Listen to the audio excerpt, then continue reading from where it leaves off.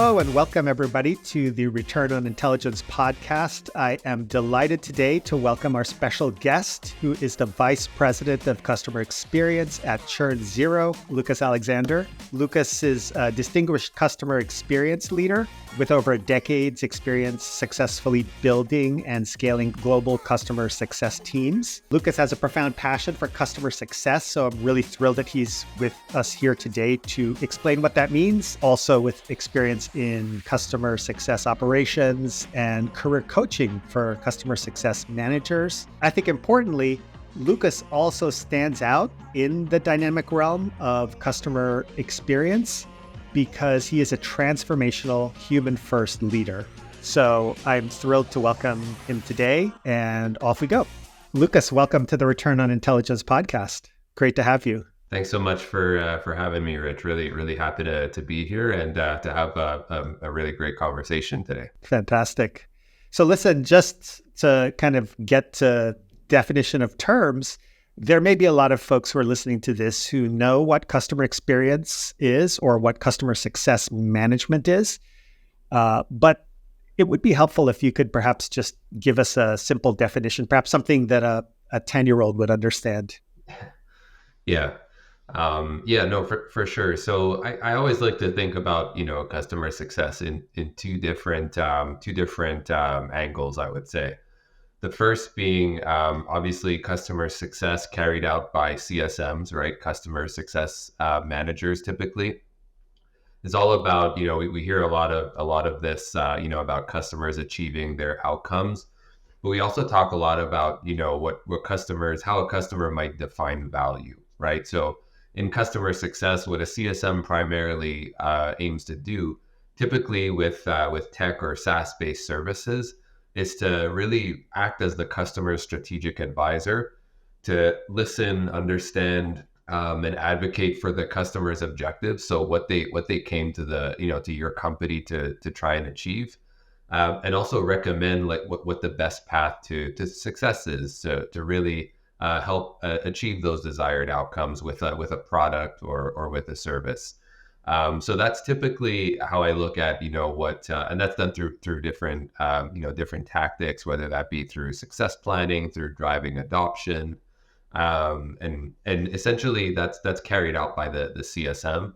But also the other way I like to look at customer success is just from a business mindset perspective. Companies can adopt a customer success mindset across the entire organization through the different teams, the different departments, and how those departments really having a strong understanding how each one of those departments actually directly or potentially indirectly impacts the customer's experience at the end of the day, right? And having that mindset of how all of those pieces in the puzzle, right? All of those cars on the train really contribute to delivering the whole package to the customer, right? So really looking at it from a customer success, like a profession, but also as a business mindset. Yeah, and it sounds like, of course, there's a lot of customer learning and education and engagement that is involved in this, and perhaps that's someplace we can really kind of focus today, because a lot of the people listening to this will be involved in the learning and development space, in the upskilling space.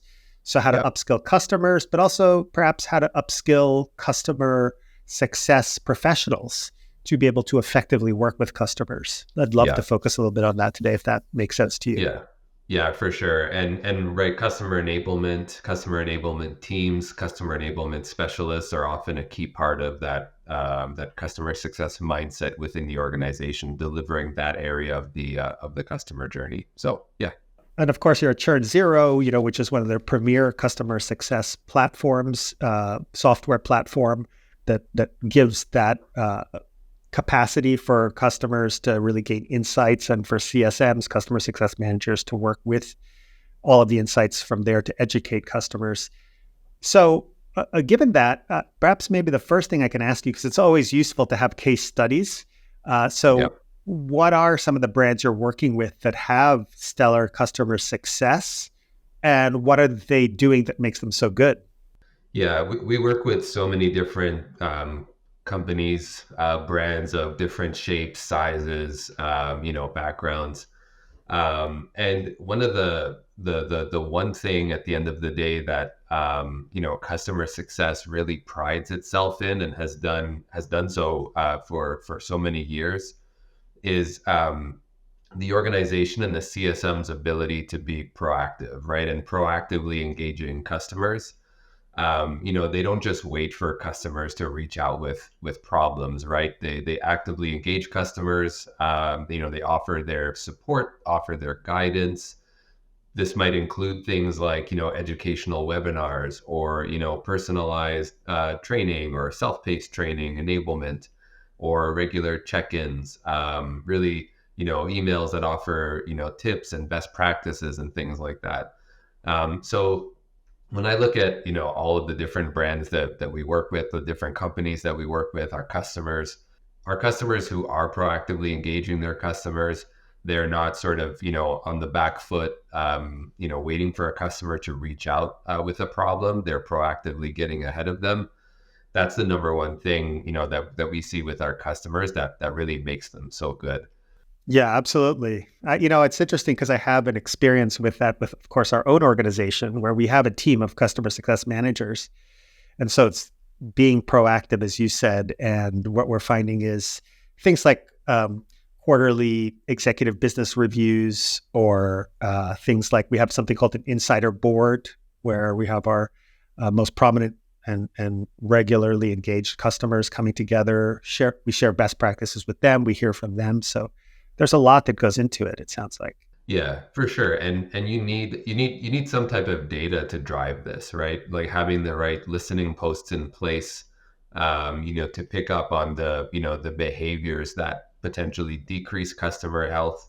So there needs to be the right listening posts in place. Now, whether you're doing that through a CSP, a customer success platform, or you have other ways of sort of understanding, even through, one-on-one discussions with your customers, having the right listening posts to be able to pick up on potentially, negative behaviors, and gives the CSM that sort of proactive edge they need to get ahead of customer challenges and ultimately, continuously and proactively removing those barriers that prevent a customer from being successful. And it's not just alerting or playbook triggers for things like, detractor NPS responses, when a customer starts exporting, a bunch of data from, your system.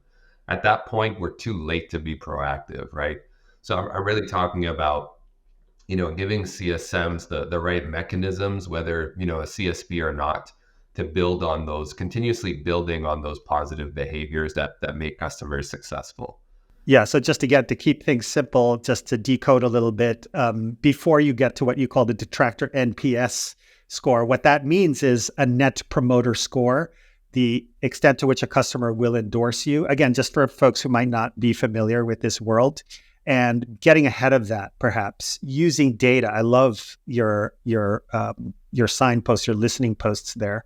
And a platform like Churn Zero, right? This is what Churn Zero does, combined with the skill of the customer success manager. Is that correct?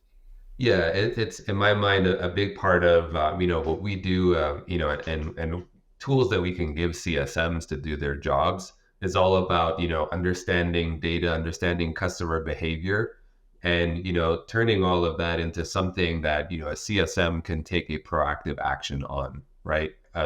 Some of the best proactive examples that I often speak about in discussions with our customers or different types of events is your customers have business objectives, right? They have, and one of the, like I mentioned earlier, one of the core responsibility of a CSM is to listen, understand, help define, and help the customer articulate those business objectives.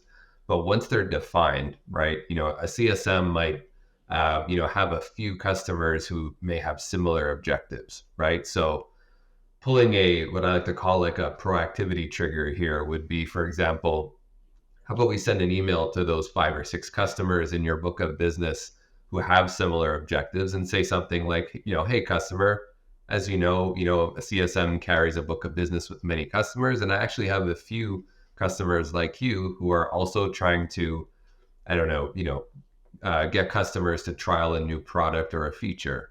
Why don't we all get on a call with, those customers and talk about, our approach and, how we're driving trials to new product features and things like that. The beauty of something like that is that it not only, the customer going to feel that proactive engagement, the CSM is also, it's sort of two birds with one stone here, right? Like the CSM is also creating customer community there. So those are some of the classic examples, or the examples of CSM proactivity that I love to hear our customers doing, that I will recommend to our customers every day of the week, because it really, customers know when they're getting that proactive touch, right? And that's it's the proactive touch that they're always longing for. And it's the proactivity goes a long way in securing things like renewals and expansions, et cetera. So Absolutely. So then building on that, and you think, as we think about the customer experience landscape, what are the most important things people should train on to help customers? yeah, especially as a CSM, right? Like in a lot of companies, I see, whether the CSM will only, be that, take a commercial angle, or a CSM will only take a technical product angle. I think, companies CS leaders need to train their CSMs to have heavy, technical product knowledge. As a CSM, one of our main objectives is to make recommendations to our customers.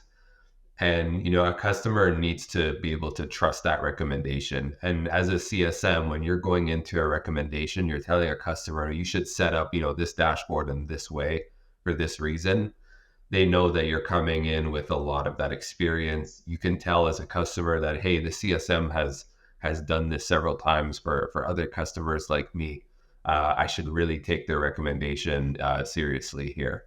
So I think a lot of companies need to invest in their CSM's technical product knowledge specifically, but also I think some of the soft skills, right? The ability to negotiate, for example, and negotiate. When I say negotiation, I don't always only think about negotiating a contract.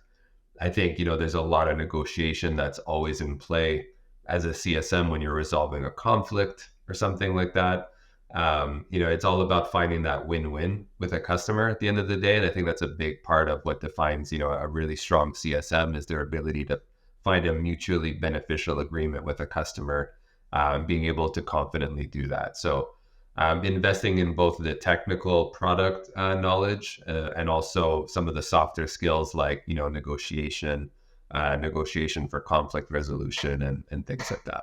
Yeah, absolutely. Which I love to, I have a different take on those skills. I like to call them core people skills, because there's not anything that's soft about having a conversation with somebody who has a competing agenda or an alternate set of priorities, negotiations, things like that. So I think it's really important. And then you use things like empathy, curiosity, learning mindsets, all these other things that I think are more like core people skills, and than necessarily being what we call soft skills. But I take your point that it's definitely not just the technical aspect. It's really that combination of both of those things that drives success.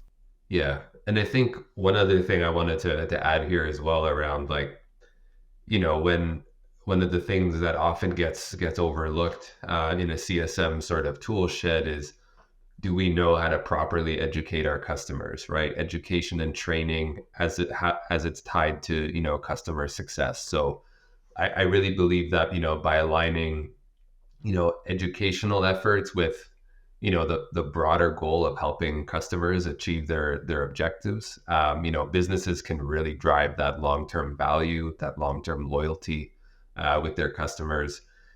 Empowering customers with, knowledge and skills they need to succeed is half the battle, right? It's 50% of, if a customer doesn't know how to use your product well, they're not going to, maximize their value. So I think, the investing in customer success managers' ability to effectively train their customers train their customers at the right moments and using the different tools, like whether that's through an LMS like Absorb, whether that is through in-app walkthroughs, for example, or through things like academies, things like that. Those are all things that go a really long way and really need to gain a bit more place and real estate in a customer success manager's skill set. So yeah, and then when the customer success managers do offer that kind of learning or educational journey to customers, inevitably there comes a point where there's some fall off. And so in terms of the customers learning, what spots do you see the most drop off, and what are some of the methods to retain them so that they can continue the process, the journey of engagement as a customer? I think it depends. There's so many different. I wouldn't say there's a common spot, but I would want to highlight a few critical areas. I would call them, because a lot of this depends on other variables like complexity of your product, or size of the team, and things like that. But I did want to highlight a few critical areas that I've seen over the past several years as being a common drop off point. And a lot of it actually starts in the the first 30 days that the customer has signed up with you, right, during that critical implementation phase, where depending on the product or service that you sell, implementation onboarding can be action packed, right? It could be a really scary time for a lot of customers and a lot of users. So, especially around things like, integrations and setup and bringing in data from different systems.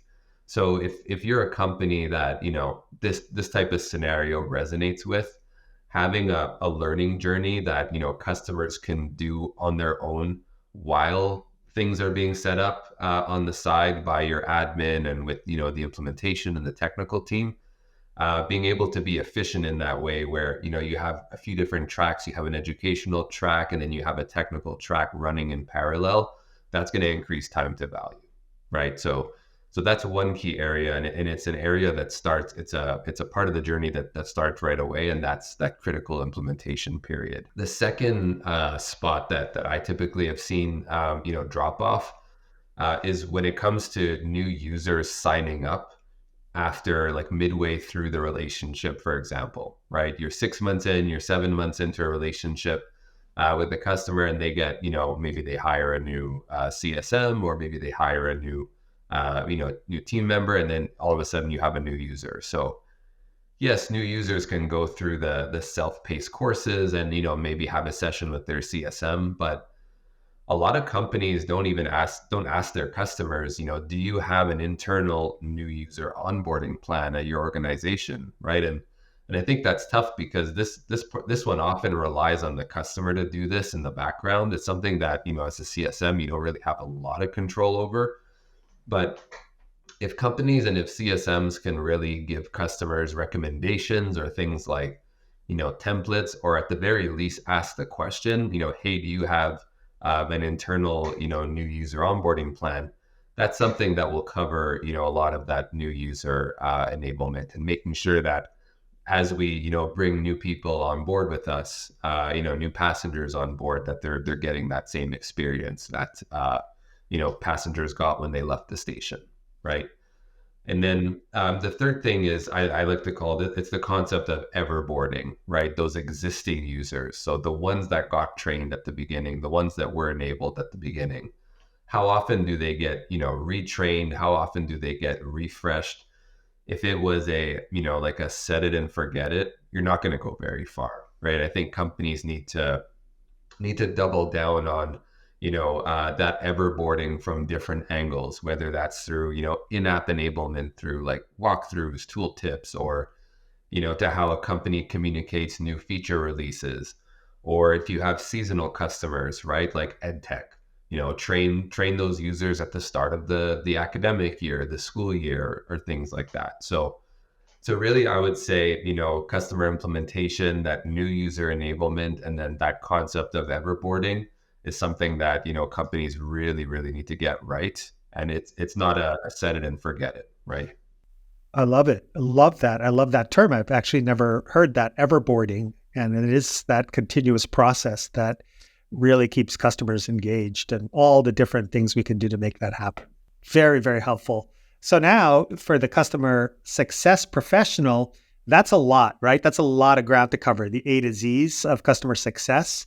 And I think about customer success professionals. I think about my own team members who are on the customer success team, and they have a huge scope and a huge charter, and they can face their own fatigue in training themselves and the customers with all these tools and processes. So what's something, in your opinion, that companies can do to help support, motivate their customer experience teams so that everyone has a better experience all around?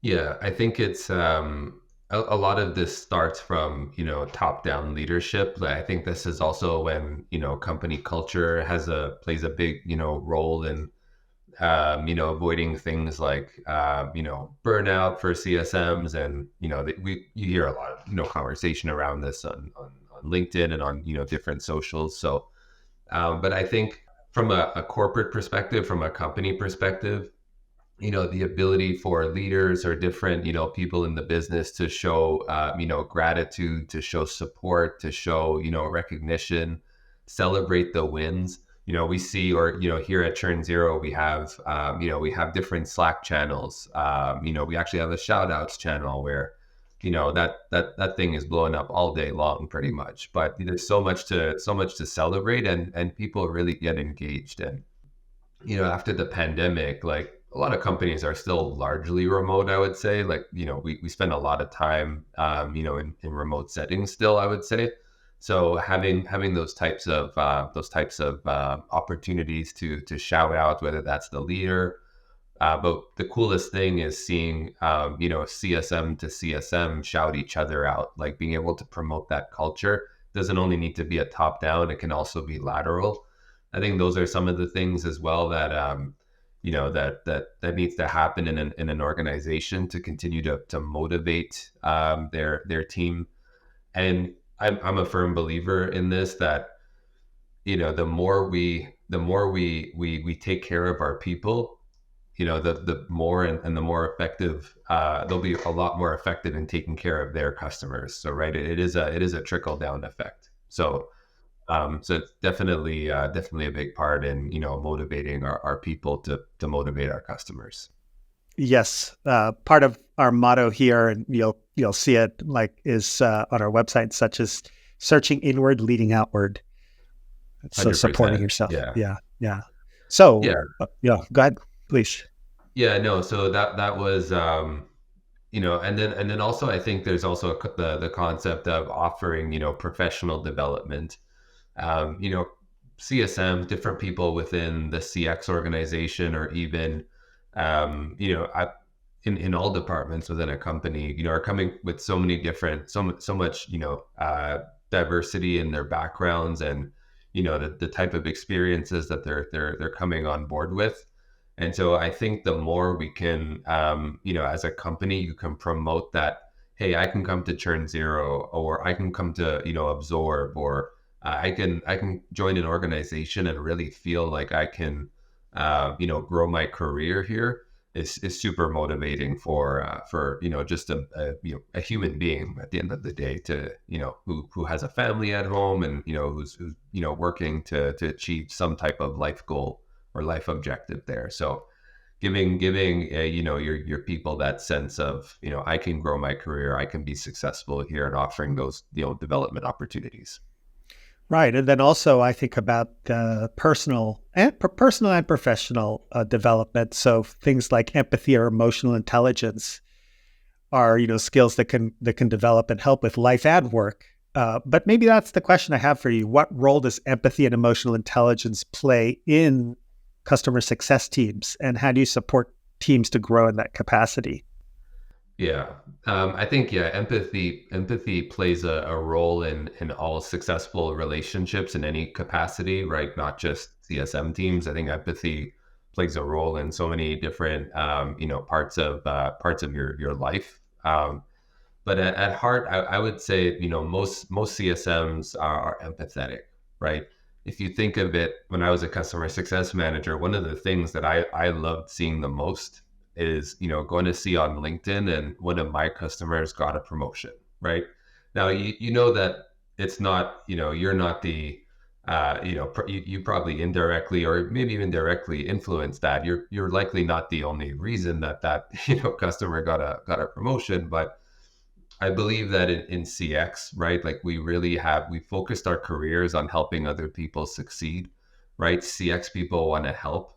And so I think that being empathetic for our customers and helping them through, listening to their teams, listening to their issues, being with them, every step of the way, and showing our customers that goes a really long way. And I think at the end of the day, the reason we do what we do in CX and in customer success is because we are naturally empathetic people, and we want to help each other succeed. And so naturally we will generally be empathetic to customers, to each other, to our colleagues, and et cetera.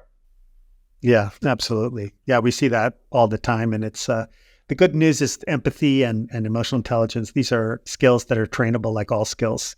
You just need to train on them as well. So I love that. And maybe that's where we could tie this all together.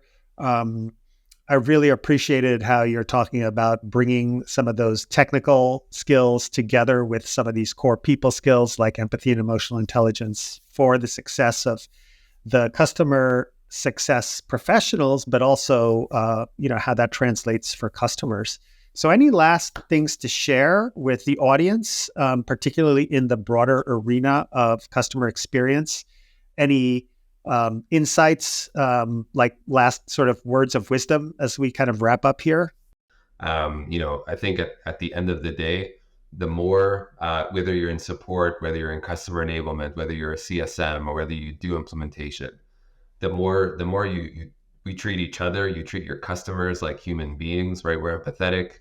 And the more we strive to really drive and achieve a win-win, a mutually, beneficial, agreement with the customer, that's really what will get, what will help each other, achieve success, right? Your customer becomes successful, your company is successful, you are successful in your career, and you can grow your career and get even better at what you do every single day. So the more we focus on those areas, I think, very simplistically, and those are areas we can focus in at work or even outside of work, right?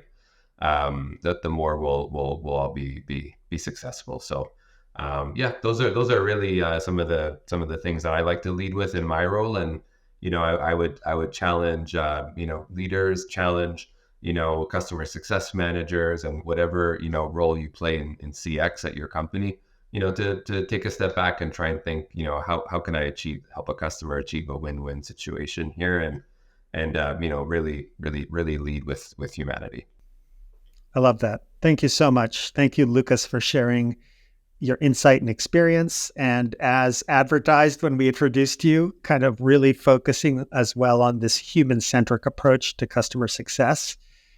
So it's been great to have you here. Thank you again. And much success to you and your team as well, and to everyone who's listening. Thank you so much. Thank you so much for having me, Rich. It was a really great conversation, and hope we can do it again soon.